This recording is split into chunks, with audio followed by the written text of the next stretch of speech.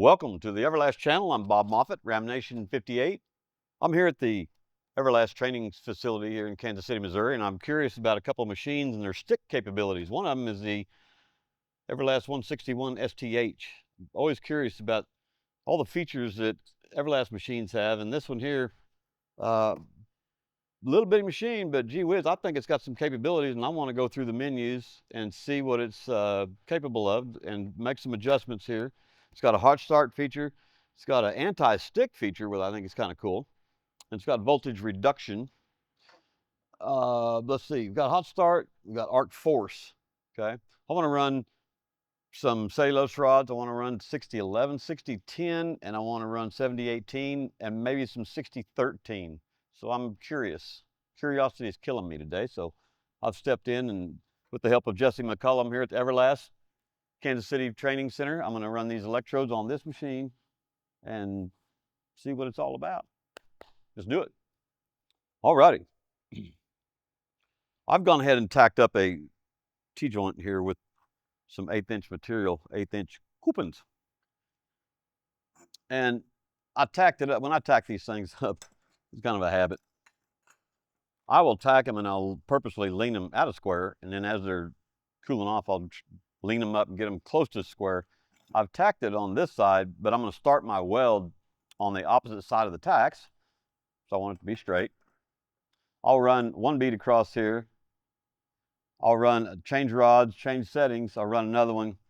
But each time that I do something like this, whether it's a test of a machine or whatever, I try to save the material, because these two coupons right here represent a lot of training and a lot of practice. If you think about it, I can run multiple beads, multiple types of electrodes, try to keep them all in a straight line. Now, for the beginners, that's a challenge, and even for us old timers, that's a challenge. I mean, motivate the quality, pay attention to your settings, your travel speed, your arc length, all the variables. When you get this right, it's pretty satisfying. So I'm going to start out with 332 6011. I pulled this old package out of my storage stuff.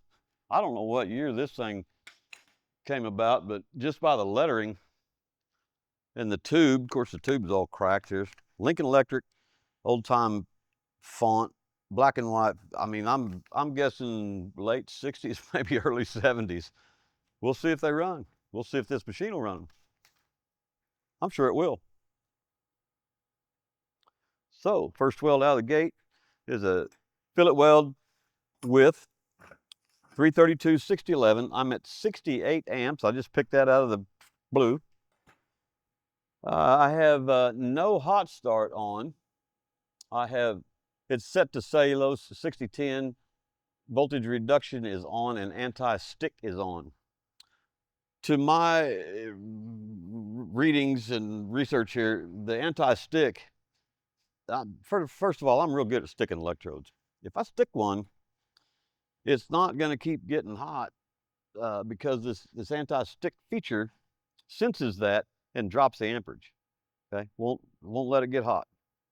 Warm to the touch, but it's not going to go into nuclear meltdown like some of them do when they turn red and get soft. Okay, I need a counterweight of sort. How about my wedge here? A railroad spike.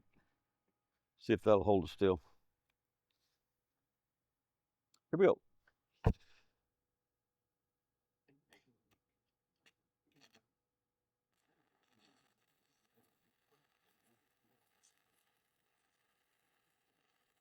I'm using a very slight stitch here. Just step forward, pause.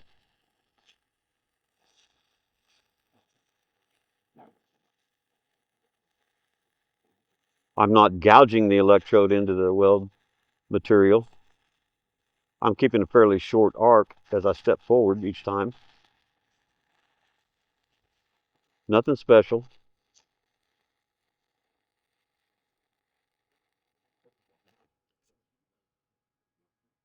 These these things, the arc wandered a little bit. I can tell that flux is old, dry, and crusty. But hey, it still welds.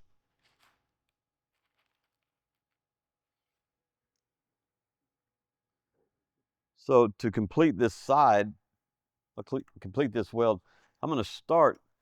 I was doing a slight drag. I'm heading that direction, but my rod had leaned back this way. To finish this weld, I'm going to start out here on the end and bring it back toward me and stop on top of that crater there. Hello. Now's a good time to demonstrate the anti-stick.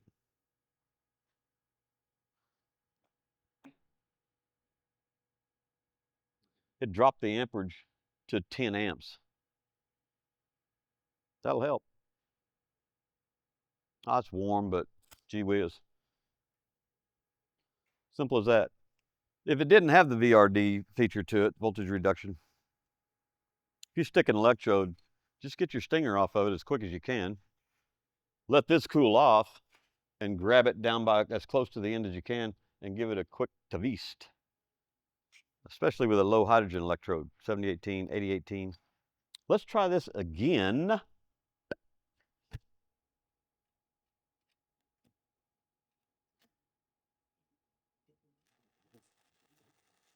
I knew you could do it, darling.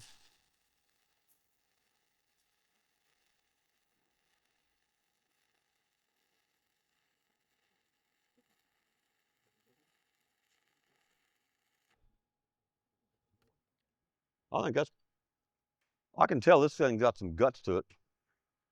I'll let that be for a little bit, and I'm gonna go cool this off, because when I make an amperage change, I don't want to have an advantage on anything, so I want cool material. So let me go cool this off, and I'll run an 1/8 inch 6010 on the opposite side. Pardon me, I'll be right back. That was the 332 6011, Lincoln 6011, old-timey rod. And I'm gonna leave that on there for now. I'm gonna wire wheel it off, clean it up and everything. So I'm gonna make an adjustment here and run 1/8 inch 6010. This is the old original formulation, it looks like. Hang on. That is 1/8 inch 6010, yep. Anyway, I'm gonna go up to like 80 amps, I think. 80, I'll go 82. What's 2 amps amongst friends here? So I'll go to 82. And on this one, I want to turn the, what do I want to turn off here? Anything? I'll leave it alone. I don't want the hot start. I have the arc force set at 30. And we'll give that a go. And I'll do the same technique, a gentle rocking back and forth motion. And then let's see, I'll turn the hot start on and see what happens when we do that. I like turning the hot start on low hydrogen electrodes, or electrodes that have a dense slag. It helps initiate that arc, get that pool going quickly. And this one I will weld back toward myself.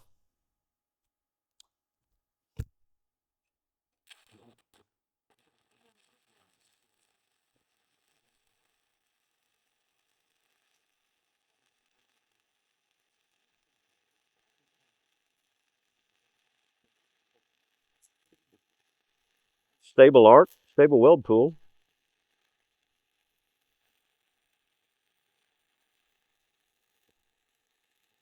As much as 6010 would allow. And again, I just use we'll call it a step or a stitch. Step forward about 1/4 of an inch and back 1/8. Let the weld pool fill a little bit.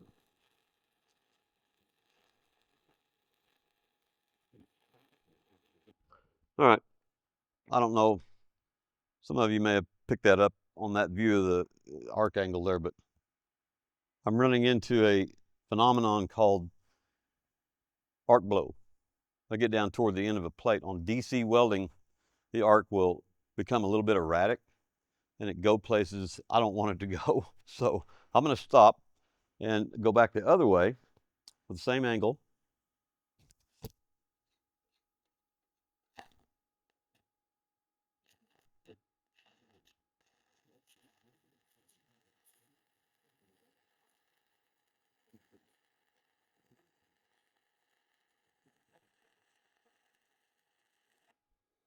You know, I may have done that anyway out of habit. For some reason, especially in the cellulose rods, I don't like terminating a weld out on the very end of the plates if I can avoid it.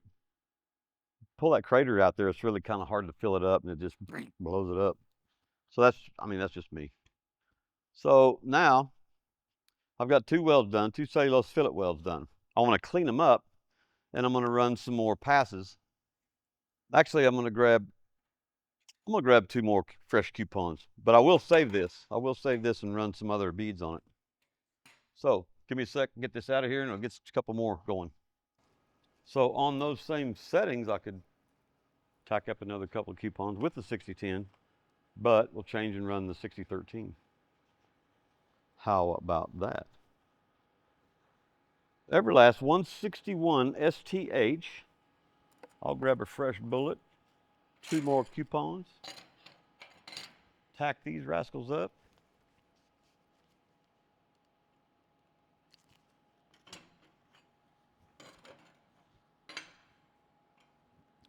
By the way, this is a new material. It's not clean.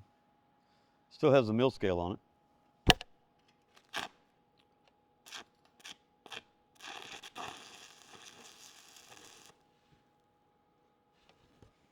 No extra charge for that arc mark on the table. Apparently my holder didn't like the way I put that in there. My bad. I'm glad Mr. McCullum's gone, so give me a chance to sand that off and hide it from him.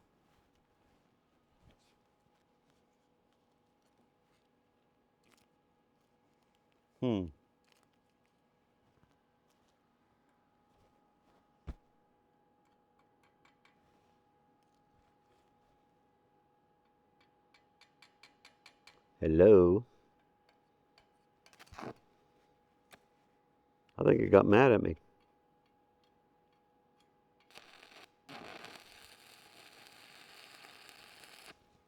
All right.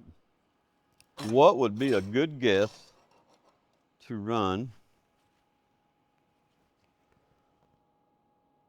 332 7018? I ran 1/8 inch 6010. I'm now going to run 332 7018. Well, guess what?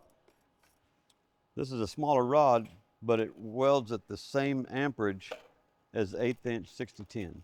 How's that possible? 1/8 inch 6010. The 6010, 60,000 pound tensile strength. 1 in the 3rd digit means it'll run any position, and that means any position, uphill and downhill, horizontal and overhead. Okay, now we have a size smaller, 332 7018. 70,000 pounds, oh, I'm sorry, back up. The 6010 has high cellulose sodium. The correct polarity is DCEP only. It has a violent digging type of arc. The 7018, 70,000 pound tensile strength. The 1 means that it'll run in any position. Vertical, horizontal, flat, obviously, overhead. But it doesn't say anything about vertical up or vertical down. Can you weld vertical down with it? This particular rod, I wouldn't suggest it. I don't do it. Uphill, yes. Downhill, no. Okay? So, the 7018, the correct polarity is low hydrogen electrode, AC or DCEP, but it has a lot of iron powder in the flux. Therefore, it takes more amperage to combust. Therefore, it welds at about the same amperage as the 6010. I said that I would turn the hot start on, and I shall do so now. Amperage. Hot start intensity. Let's turn that baby up to, you like 20? 20? And then the hot start time in seconds, and I'm going to go I'll keep it a half a second. We'll see what happens here. So the 20, is that 20% higher at that set amperage? If so, do the math. We got 82 amps. We're going to go 20% higher for a half of a second. I've tacked it over here on this side. Let me tack it to the plate that's holding it so the camera guy doesn't get mad at me for moving it.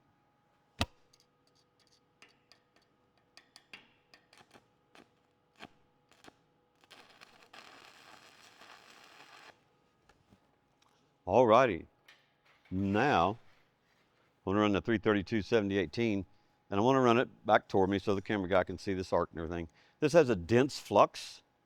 I want to point this rod back away from me, and I want to watch the pool, see what it's doing, and make sure that it's going into both plates. Again, a dense slag, soft, smooth arc, very appealing.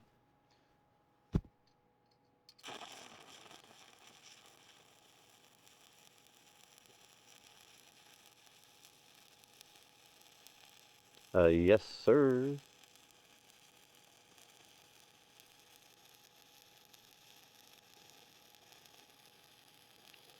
You know what I forgot to do?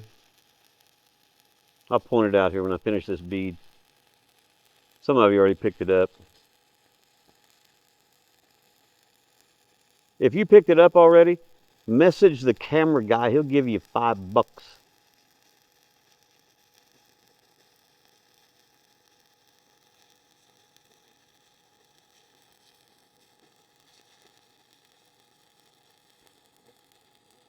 We should have a machine giveaway for those that are paying attention. If you were paying attention and you caught what I did running this electrode, I said it was soft, and there's one change I didn't make that I really don't want to use on 7018. If you picked it up, message us. I'm sure we'll put together a nice prize for you. The high cellulose cellulose rods I haven't cleaned up. This I dipped in the bucket to cool it off. Slag popped off by itself. And occasionally, depending on conditions, you can get the slag to peel up. Usually not in a fillet weld. However, okay. I'm going to run a different rod here. I'm going to run a 1/8 inch. Let me see this. This is 1/8 inch 6013.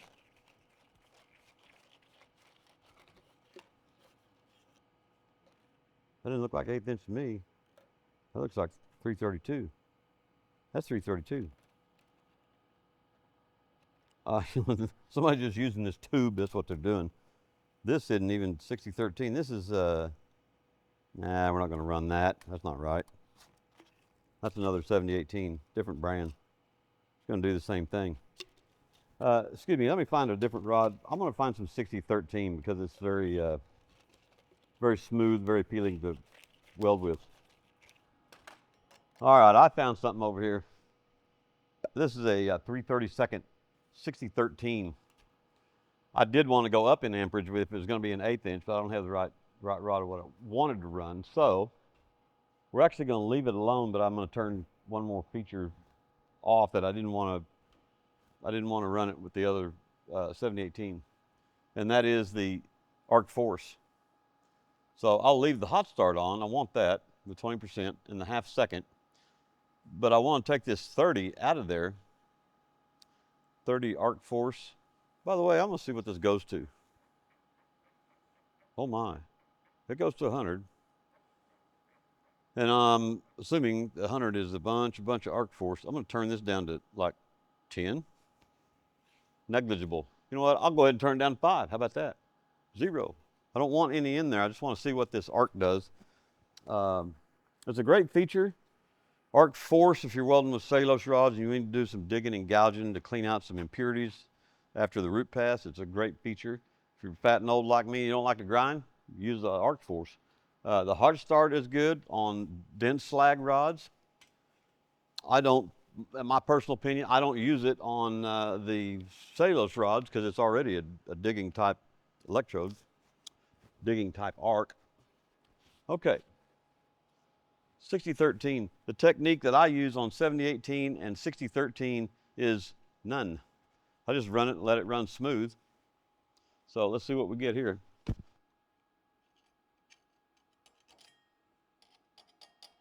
Come on. Definitely a hot start. I like that.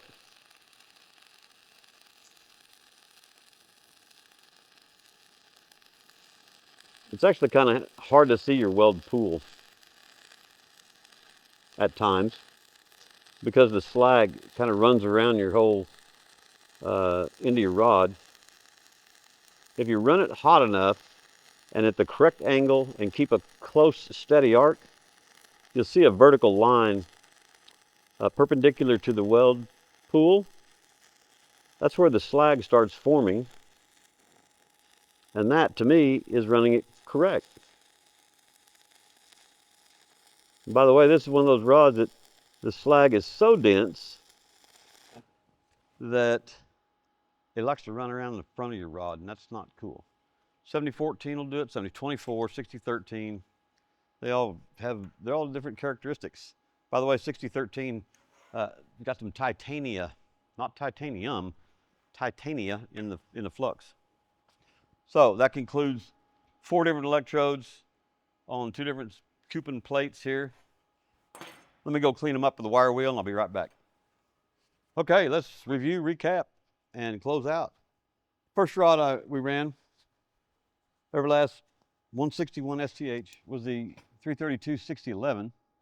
The second one was the 1/8 inch 6010. So the machine runs the cellulose rods quite well. The third one we ran was the soft 332 7018, and the last one was a 332 6013. We were trying to find 1/8 inch, but anyway, good arc features, good adjustments.